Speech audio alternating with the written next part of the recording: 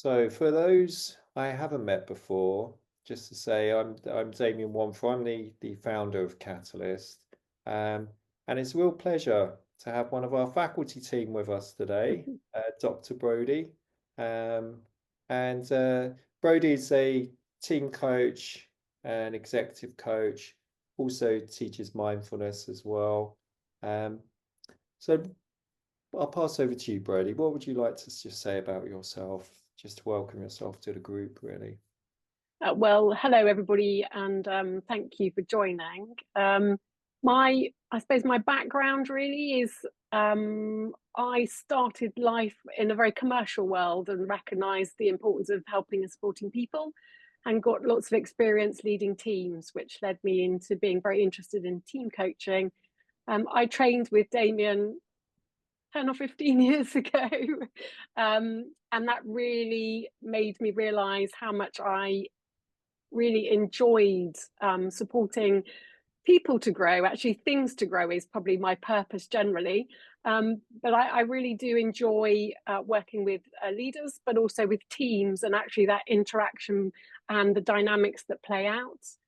As I said, trained with Damion, and end of last year completed my doctorate in team coaching, hence being here today.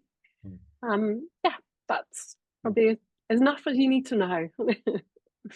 Thanks, Brodie. Thank you. And just say to the people listening, if there are questions or reflections you have as you're listening, feel free to add them to the chat. We may have time to bring some of those in.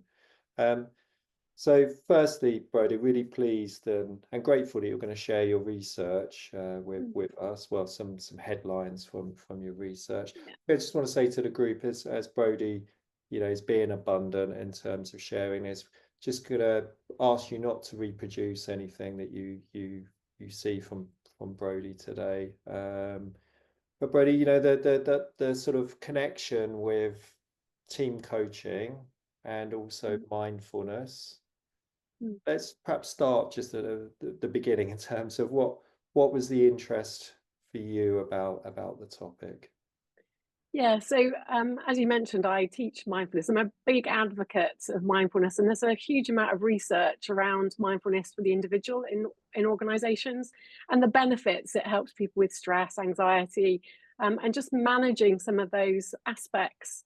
And for me, as I mentioned, I really love working with teams and recognizing they are crucial for organizational success, but also they are working in very complex and challenging environments. And that creates a certain level of pressure, work pressure.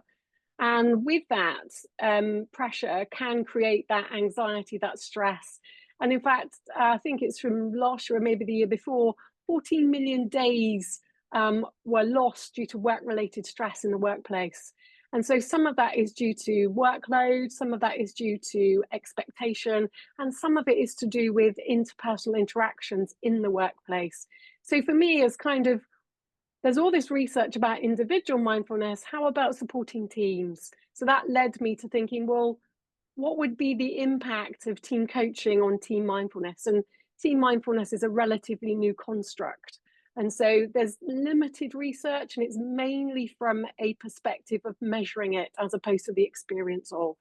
Mm. No, really, really interesting. And again, as people are listening, as coaches, we can relate to that because a lot of our time is spent supporting people around their well-being, around their resilience, and also, their interactions and relationships with Mm. their peers on a team or the teams that they're leading. So, how about you say a bit about what team mindfulness is then? If this is something that hasn't been that researched, it'd be good to hear a bit Yeah, about what we mean. yeah. So shall I share some slides? We've got a definition that might Okay, be great. useful to unpack, really. Let's hope I get this the right way around. Please tell me if I haven't. Yeah, yeah, can see that well. Perfect. Okay, so I'm actually going to start with team coaching as a Great. definition, if that's okay. So this, in terms of my research, this is the definition I used. It's from the EMCC. I think what's really interesting about team coaching definitions, there are many, I mean, plus 20 definitions of what team coaching is. So it was really interesting to actually identify what did I want it to be in terms of my research. So I'll just leave you to read that for a moment. because it might help make sense of how team mindfulness fits in.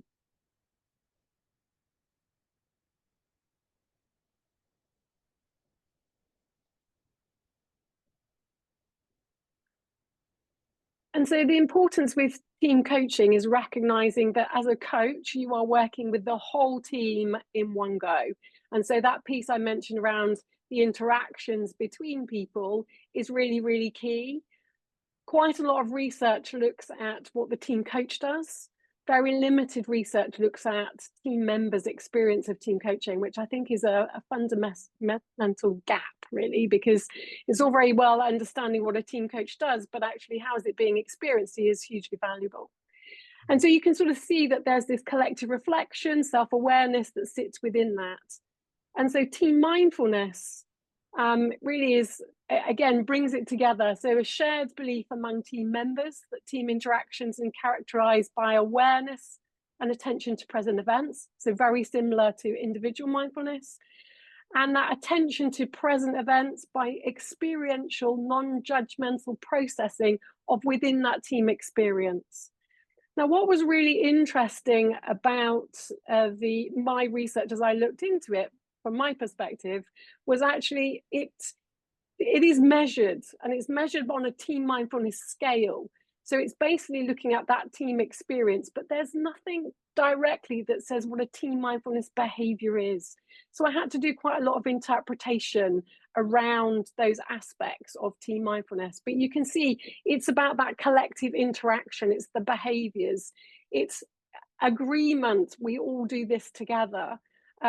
And that non-judgmental processing, that's basically of self, but also of others. And actually you can recognize that self-awareness and self-regulation are going to be an important part of team mindfulness. Yeah, thanks for sharing, Brodie. And it's just making me think about, well, I suppose the one is the complexity of team coaching in terms of what the team coach is holding, because there's also the organizational system as well as the dynamics in the team. But then this piece of, I suppose, the mindfulness about, if team coaching is about the space between, about how they're working together, and team mindfulness being like you say, a catalyst to really enable that. Because in my own experience, often it's about actually getting the team to really understand and value the dialogue and being together in this space, Yeah, I think that's really powerful, because actually we go back to teams being in this pressure cooker, and so it comes about output, what we need to do, and it's all about the task rather than the teamwork. And so this is, my research was very much around, all the findings from my research are very much around, how can we pull people out of that as a team? How can we get them to just stop and sort of recognize some of those traits that they are playing through? So I'm really conscious of time, and I really want to hear what were the findings, Brodie, in terms of where did it take you? Yeah, lovely, thank you. So fundamentally, there were 3 themes that actually came out of my research, and these are also viewpoints. So the first one is about balancing team tasks and team function. So that piece we've just been talking about, actually, and just recognizing that actually they're both valuable, but if they get out of balance, it can have a negative impact on performance, but also how teams interact. And so from this theme came these 2 specific areas about creating the right conditions and also developing team ground rules. So this particular theme was based around the process of team coaching, what enabled, and really this sits in contracting. So that first piece around creating the right conditions was that contracting piece early on with the team around expectation. What does the coach expect? What does the organization expect? What does the team expect? And actually, are we all pulling together with this? And then the second piece was also around contracting, but this was very much around the team contracting with each other and co-creating how they were going to function together. So developing their ground rules. So that was the first theme that became apparent. The next one really sits into this aspect of how they interact. So those team awareness pieces. So less I, more we, greater team awareness, started to recognize what people were experiencing before team coaching, quite siloed, little limited interaction. And I identified 4 sub themes that sat within this. So the first one was actually around developing deeper relationships. So that's social network theory piece around how they interact together. And quite often people were talking about, well, we actually didn't really know each other at the beginning of team coaching. And by the end, there was this sense of we really knew each other. We knew stuff about each other rather than just the role they did. The next one here is about building respect and openness. So this really talked about the container that they created to be able to have more robust conversations, but felt that they could be open and honest with it and respect what the other was saying. The third one was creating clarity and harmony. And again, what became obvious in my data was that there was this sense of frustration and confusion about what people were doing. And that then started to impact how they were interacting together. So if there was an opportunity to create clarity about roles and responsibilities, team goals, all of those areas, it enabled more harmony within the team. They could start functioning better together. And then finally, in this theme, was developing compassion and emotional maturity. What I was surprised by in my data was that at the end of the team coaching, people were talking about compassion. There was more compassion within the team. There was this more sense of helping each other, supporting each other. And that sense of non-reactivity, so that emotional maturity piece. So there was a real shift in actually how they were caring for each other, but recognizing their own self-awareness in that. And then the final theme was based around, so what got in the way? So what stopped the teams becoming mindful? And there was two key areas from this. The team leader and the team leader's behaviors could impact a team's ability to be mindful. It could be supportive, but it also could be a hindrance. And then the other one was the team coach. The team coach's awareness around how they were interacting with the team, what bias they may be bringing, where their allegiance may be, would then impact that ability for a team to be mindful. So again, these were the sort of 3 themes and the sub-themes that sat beneath it. And from there, Damion, did you want to ask a question? Or? Well, I mean, I think it was a reflection, Brodie, you know, in terms of because when we're coaching the team, we're sort of, I suppose, shining a spotlight on their how they're consciously relating to each other, you know, in that team environment. Um, which I suppose if the first one is out of balance, you know, so perhaps it's too much on task, you know.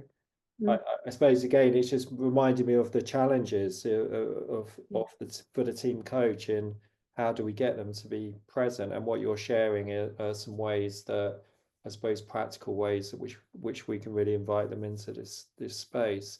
I was curious about there was a question around the last one about the team coach's bias. I just wondered if you had any sort of more detail you could share on that. Yeah, so just recognizing, so in the early stages of the team coaching, if you've contracted, then you're contracting with the whole team, which may include the leader. But actually, as you go through the process, just recognizing whether you end up being aligned very strongly to the leader, and therefore the team don't feel like they're part of it. And actually, it just becomes a mouthpiece for the leader because the leader's not leading. So again, it was that recognizing the bias the team coach might have, and that might be the external noise of the sponsor and everything else that's playing out, but it's having an impact on how you're coaching the team. Yeah, it's interesting. So again, from my own experience, you know, it can be a real challenge to hold that balance between serving the leader and the work you're doing to prepare the leader for the team coaching and debriefing afterwards, and making sure that when you're in that space with the team that you're, you know, well, unbiased in terms of your language, you know, but it also goes, Yeah. but it also shows the importance of maybe having, you know, the other team coach there that's working with you, perhaps with the team, so you know they're able to reflect back any sort of blind spots that you're not seeing, you know. Absolutely, and I think that's a really important point around team coaching and the benefits of two team coaches working with a team, because it is exhausting to start with in holding that whole space, but also you can get caught into things where if they've got the other team coach, they can be observing and then you swap over. So it does enable some of that self-reflection as the coach to go through, and I think it's vital actually. Mm. So Brodie, again, I know from our pre-conversation that this has led you to create a model around team mindfulness, and I just wonder whether you'd be happy to sort of share that and talk us through. Yeah, absolutely. So exactly that. So what I was looking at is the so what. I've got all this data, I've got these themes, but actually how does it fit in with what else is going on? And so my observations and my consolidating all the data into a model helped me make a little bit more sense of things. So as we can see, the outer rim sort of has created four quadrants of this circle: relational, behavioral, cognitive, and emotional. And just recognizing that these are playing out within individuals and the teams that you're working with. And then in the central section, we've got what I've classed as the high team mindfulness traits. And then on the slightly outer one, the low team mindfulness traits around what you might be experiencing. And I'll take this through in individual segments to help make more sense of it. So the relational piece, as I mentioned, is sort of around the social network theory, and that being the ability to really forge those deeper relationships that the team coaching absolutely supported that development of. But previous to that, there was these sort of transactional conversations. They were unfamiliar with each other. And actually, for me, this was almost like the essence of helping the team develop their mindfulness further. So the contracting was a really great place to start in terms of setting the scene to be able to deepen these relationships further as they went through. The next section was the behavioral piece. And this is that piece around actually the change in behavior and understanding of each other, really enabling them to start thinking about, and I think from my research, my suggestion is that actually when we start to understand people better, we have stronger relationships, we're more likely to be a bit more curious and a bit more open to what they have to say. So instead of having that judgmental blame or even a guarded interaction with team members, there was the sense of actually we know each other more, therefore I feel there's a greater level of respect and openness. I can share what I'm feeling. I can say what's happening. I can share my thoughts, which wasn't apparent in the early stages. So again, that respect and openness was a key area of developing team mindfulness, because it's around non-judgmental interactions. And so this was really, really key. The next piece is around the cognitive area. So this is around actually the information sharing piece. So that cognition. And again, from my perspective, there's a building pattern here. If I'm feeling able to talk more openly, then I might be able to ask that question. I'm actually not sure what my responsibility is here. So there was a sense in the early stages, there was confusion, a lack of knowledge sharing, and quite a lot of siloed working, even though they said they were a team. And just recognizing they didn't understand the roles and responsibilities. They didn't understand the team goal. And actually, by being able to have those conversations enabled that clarity to become more apparent. And they could understand where they were all heading. There was that team awareness of the intention of where we're going, which created a greater harmony. And they were less likely to have this sort of siloed approach towards their interactions. And then finally, this sort of area of that emotional reaction piece. So there was a definite recognition of people becoming more self-aware actually self-aware of their interaction with others. So really leaning into that. But not only that, it became apparent that that's a level of care and support for each other as well. And what's really quite interesting in this area for me was when I was looking at the individual mindfulness research, it talked about when individuals have a greater level of mindfulness ability, then actually, and self-compassion towards themselves, then that compassion and mindfulness enabled them to have greater well-being. So there was that sense of actually these really supported that well-being piece. So I was quite curious, thinking, well, actually, if a team starts becoming more mindful and they're demonstrating that ability to have emotional maturity, but compassion for others, then is that indicative of team well-being? And so I'm sort of quite curious around where that might be. And there's very, very limited research on team well-being. So just starting to sort of think, oh, what are the crossovers here?